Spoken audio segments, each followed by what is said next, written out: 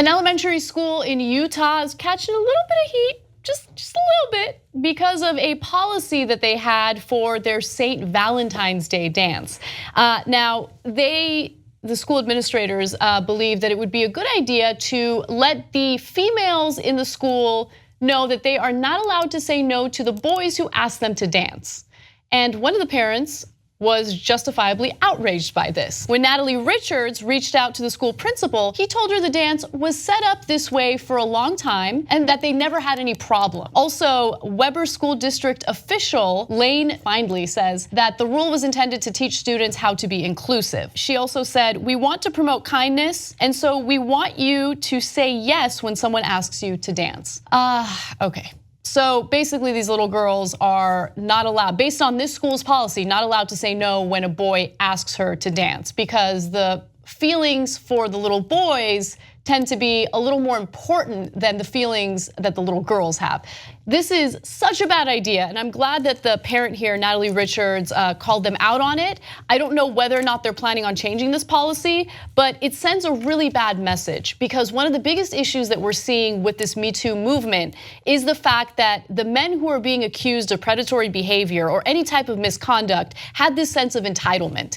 And I think that it's societal conditioning. It is the type of culture that we've had in the United States for a long time, where men have been told time and time again that they are entitled to certain things. And also on the flip side, you're telling women that they should feel bad if they say no to a guy, that they should be more concerned about the guy's feelings as opposed to their own feelings. This sets a really dangerous standard, and I hope that the school changes their minds about it. So I don't know if this is a progressive or a conservative thing, because it might be a progressive thing in that, like, you don't want people to feel bad or feel left out. So it reminds me of when they canceled hugging at graduation in some of the schools at high school graduation. Remember we did that story? I don't remember because of how the unhugged felt. Okay, I'm serious. That's a real story. Okay, so I don't know if we're not your run-of-the-mill liberals or whatever, right? But I don't know if this is a liberal policy. I don't know. I haven't seen any politics behind this. And it is Utah, which is of course overall very, very conservative. But anyway, it's okay if every once in a while somebody says no.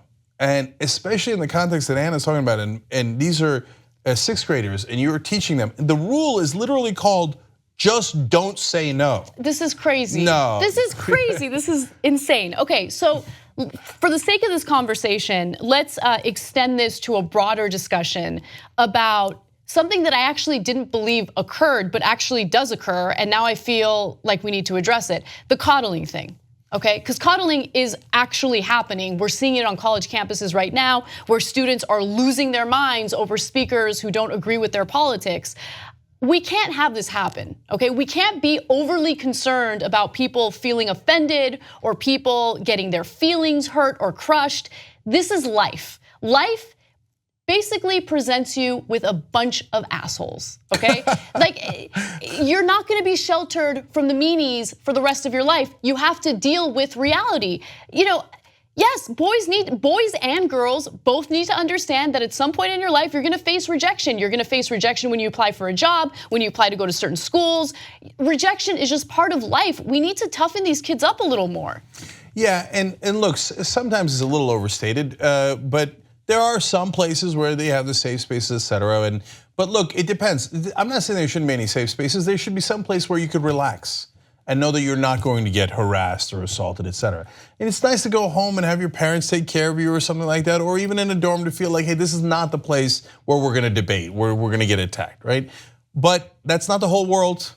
The whole world is filled with people who disagree, and rejection and surprises and curveballs and tough times, and you're gonna get knocked down. The only question is whether you get back up. Now that's not as good a Hallmark card as Anna's "The World is Full of Assholes," but that's the reality. Like the other day, my kid he's 7 years old. He was in a soccer tournament, and I was worried that they were all going to get medals, right? Because they're all 7, and it turns out they weren't, and only the champions were going to get the trophy. And my son was so excited to get the trophy. He wanted to play so hard. And they did, they got it, by the way, not a big deal. Yeah. And then he proudly took a picture with the trophy. That's how it's supposed to be. And if you didn't win, and there were plenty of times he didn't win, and I certainly didn't win, then you fight harder next time, and that's life.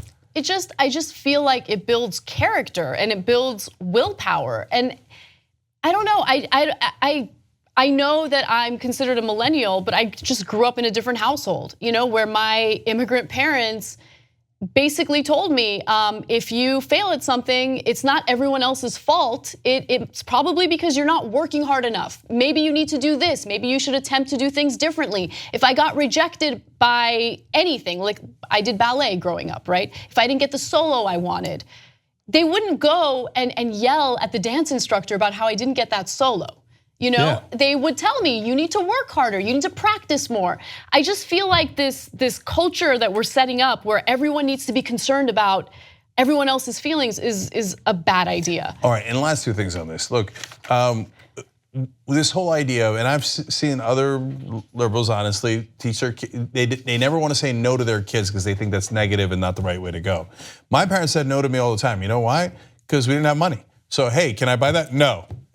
Can we get a bike? No. Can we get a TV? No. Okay, because we didn't have the money, and that's the world we live in, and that's okay. And then you work harder and you get it. I had to work until I could pay for my own bike and could pay for my own black and white TV. Yeah, that's how old I am. And then finally, I'm getting no's from women. Man, I got hundreds of those. So. And you know what it did? It helped me to get better and better, right? So you go and you cross your arms at a junior high school dance and you realize that doesn't work. You go up and go, can I get a dance? And you say, no, that doesn't work. And slowly you get better at it and you figure out, hey, how do I make this person happy and want to go out with me, etc. And if you never get that and you just get fake yeses, it doesn't help you. You just watched the video by the Young Turks, the home of the revolution. If you'd like to get the full show, come join us and become a member. TYTnetwork.com/join.